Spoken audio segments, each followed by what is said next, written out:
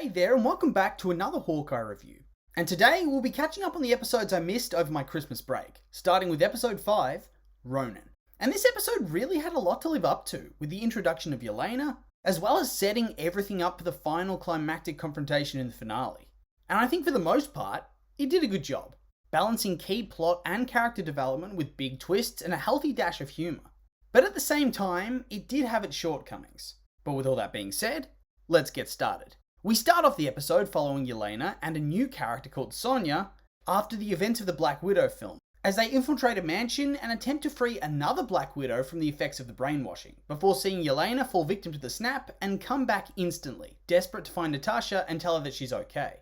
And I found this scene to be really cool. For one, the whole transition of Elena slowly registering that the bathroom she was in had changed was very well done.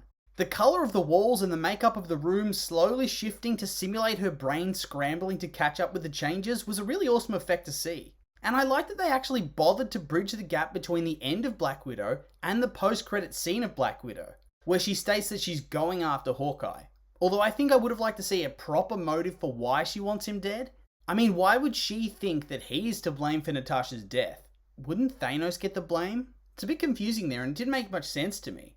Anyway, we then move into the episode proper and pick up from where we left off, with Kate essentially getting fired by Hawkeye and coming back home to be consoled by Mum, who ominously tells her that she's the only thing that matters to her. That doesn't sound suspicious at all. And also, a bit more suspicious that when confronted with Jack's alleged misdeeds, she's suddenly willing, for the first time, to listen to Kate about him. Almost like she's involved, and now she's trying to cover it up. Like I've said since episode 1, I don't trust Mum. She seems gaslighty and controlling, and like she's up to some shady business. And I'm thinking they're actually going to pull the good old secret villain twist out with her character. Although I'm not sure if it's going to be a cliffhanger ending type situation, or if they're going to go ahead and resolve that whole storyline this season. We'll just have to wait and see. We then get a nice little scene, where Carzi patches up Maya after her encounter with Hawkeye, Kate, and Elena, and gives her the ultimatum that after they capture and kill Ronin, she has to take a chill pill and go back to doing quiet operations. And first of all, totally gonna betray her. I just feel it in my bones. But second, are these guys together, like romantically? Because sometimes I get that vibe, and then sometimes I get the vibe that she doesn't even like him at all. So I'm hoping that actually gets made clear at some point. But yeah, from this scene, I can definitely see the seeds getting planted for Maya to become a lot more of an anti-hero type character in the future, and I'm guessing that arc's going to get kickstarted real soon. From here, we move back to Kate as she enters her apartment, and I gotta say, considering how much fire there was in episode 2, I think it was, the place is still in pretty good shape. Like seriously, I thought the whole place was basically burned down. This is nothing at all. Anyway, surprise surprise, Yelena's in the apartment, and she has mac and cheese. And honestly, this whole scene was just so perfect. I really liked the interplay between these two characters. They're both so silly and goofy, and yet they managed to believably get through a bunch of serious topics like Yelena's motive for wanting Clint dead and her grief at losing her sister. Plus, they even set up a lot of further mysteries, like who hired Yelena to assassinate Clint.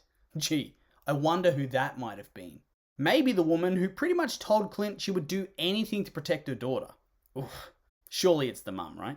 And all the while, this pretty important, somewhat intense and emotionally draining scene is intercut with Clint crashing at Grill's place. We then find ourselves back at the penthouse where Jack is being arrested. So yeah, he's not a villain whatsoever, I guess. The information in the security databases was faked to throw him under the bus, just in case. Hell, was this relationship ever actually real? Was he manipulated this whole time because Fisk and the mum wanted to get rid of Armand? Because it kind of looks that way now, and I sort of feel bad for him. Because that means that whole endearing personality that he'd built up over the season is actually completely genuine.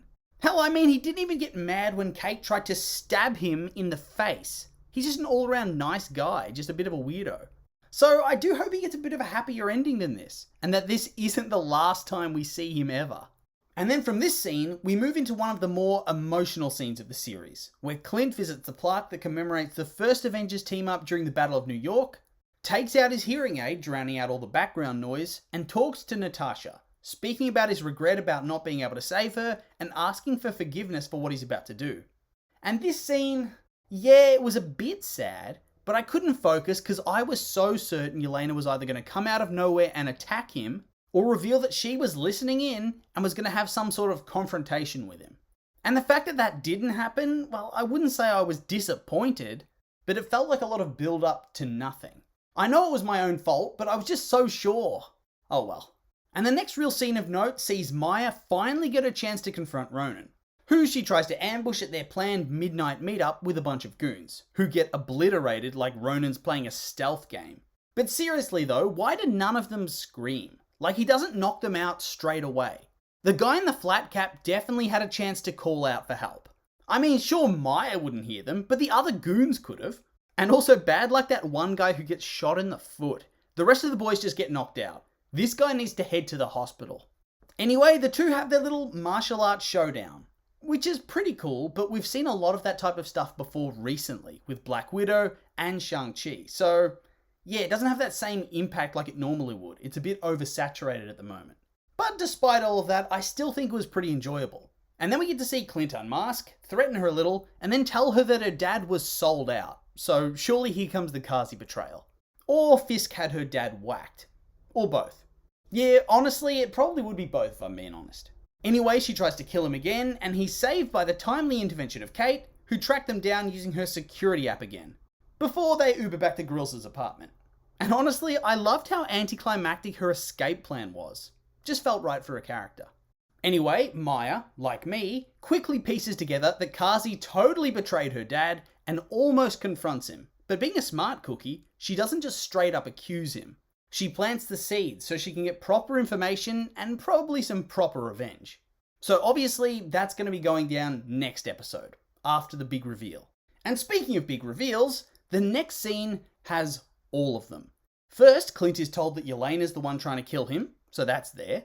Then, Elena discovers that Eleanor's the one that hired her to kill Clint and tells Kate, and also uncovers that she's an associate of Wilson Fisk, aka Kingpin, who's the ominous big guy that's been lurking in the shadows this whole season. So yeah, I knew it. I knew she was bad. And I'm actually curious to see whether she actually had the dad conveniently killed off during the Battle of New York as well. I think that would be really interesting too. Anyway though, that brings us to the end of the episode. And overall, I think this episode was good. Not great, I think, and a little bit predictable in its twists, but still good and quite fun. But as always, those are just my opinions, and now I'd like to hear yours. What did you think of the episode? Like it? Hate it? Make sure to leave a comment and let me know.